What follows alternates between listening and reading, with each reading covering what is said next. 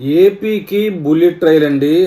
ఏ ప్రాంతం మీదుగా వస్తుందనే విషయం అప్డేట్ ఇచ్చారు. ఇందులో చంద్రబాబు నాయుడు గారి పాత్ర ఉందని అంటున్నారండి. బుల్లెట్ ట్రైల్ ఏపీ మీద రావడానికి చంద్రబాబు నాయుడు కృషి చేసినట్టుగా చెప్తా ఉన్నారు. ఏపీ ముఖ్యమంత్రి నారా చంద్రబాబు నాయుడు గారు మరోసారి బుల్లెట్ ట్రైల్ ప్రాజెక్టు ప్రస్తావన తీసుకొచ్చారు. 2024 అక్టోబర్ నెలలో చంద్రబాబు ఢిల్లీలో పర్యటించినప్పుడు ఈ సందర్భంగా రైల్వే మంత్రితో సమావేశమై ఆయన బుల్లెట్ రైలు ప్రాజెక్టు ప్రతిపాదన చేశారండి.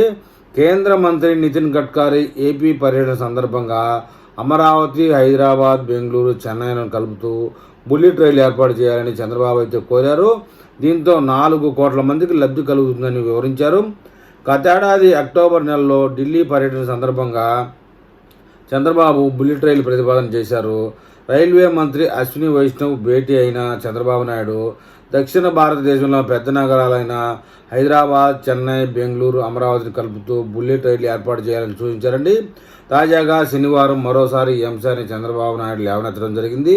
కేంద్ర మంత్రి నితిన్ గడ్కరీ శనివారం ఏపీలో పర్యటించిన సందర్భంగా మంగళగిరి వేదికగా జరిగిన కార్యక్రమంలో 5,233 కోట్ల విలువైన జాతీయ రహదారులకు వర్చువల్గా శంకుస్థాపనలు, ప్రారంభోత్సవాలు చేశారు.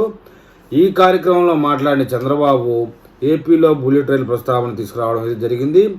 హైదరాబాద్, అమరావతి, చెన్నై, బెంగళూరు నగరాలను కలుపుతూ బుల్లెట్ రైలు కావాలని కేంద్ర మంత్రి నితిన్ గడ్కరీకి విజ్ఞప్తి చేశారు.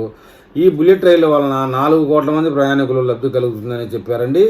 అలాగే విజయవాడ, విశాఖ మెట్రో ప్రాజెక్టుల కింద ఇతోధికంగా సహకరించాలని, ఆర్థికంగా కేంద్రం ఎక్కువ భాగం సహకరించాలని చంద్రబాబు నాయుడు గారు అయితే కోరారు.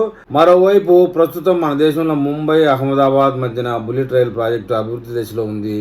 ఈ క్రమంలోనే దక్షిణ భారతదేశానికి కూడా బుల్లెట్ రైలు ప్రస్తావన తీసుకురావాలని చంద్రబాబు నాయుడు కోరారు. ఐటీ నగరాలుగా పేరొందిన హైదరాబాద్, బెంగళూరు మధ్య దూరం సుమారు 618 కిలోమీటర్లు ఉంది. సాధారణంగా రైలులో ప్రయాణిస్తే 8 గంటల నుంచి 11 గంటల వరకు సమయం పడుతుంది. వందే మాతరం రైళ్లు అందుబాటులో ఉన్నప్పటికీ బుల్లెట్ రైళ్లు వేగం సరికావు. అదే ఈ మార్గంలో బుల్లెట్ రైలు ఏర్పాటైతే ప్రయాణ సమయం 2 గంటల వరకు తగ్గిపోతుందని విశ్లేషకులు అభిప్రాయపడుతున్నారు. హైదరాబాద్, చెన్నై మధ్యన కూడా ప్రయాణ సమయం 2:30 నుంచి 3:30 గంటకు తగ్గే అవకాశం ఉందని, అలాగే ఏపీ రాజధాని అమరావతిని కూడా బుల్లెట్ రైలు కారిడార్లో భాగం చేయాలని చంద్రబాబు కోరుతున్నారు. ఏది ఏమైనప్పటికీ దక్షిణ భారతదేశానికి కూడా ఒక బుల్లెట్ రైలు కేటాయించాలని, కేంద్రాన్ని ఒప్పించాలని తీవ్ర ప్రయత్నంలో చంద్రబాబు ఉన్నారండి.